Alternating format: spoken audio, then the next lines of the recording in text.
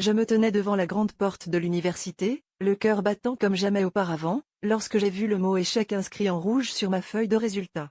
Ce jour-là, le monde semblait s'écrouler autour de moi, et l'avenir que j'avais soigneusement planifié s'est effondré en un instant.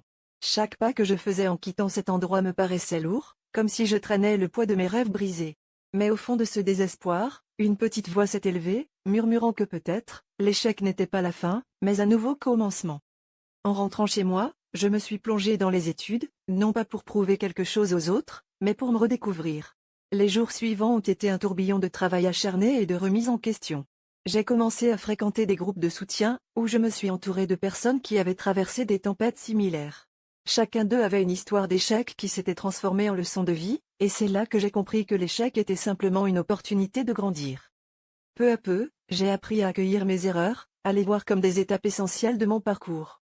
J'ai commencé à participer à des conférences, à partager mon expérience, espérant inspirer d'autres à ne pas abandonner.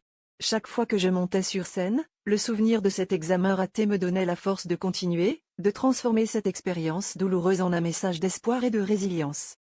Finalement, le jour est venu où j'ai repassé cet examen, mais cette fois avec une confiance renouvelée. En recevant mes résultats, un sourire a illuminé mon visage, j'avais réussi. Ce voyage de l'échec à la réussite m'avait non seulement permis de décrocher ce diplôme, mais m'avait aussi offert une leçon inestimable sur la force intérieure et la persévérance. J'avais appris que chaque échec est une leçon déguisée, et cette réalisation était la véritable victoire.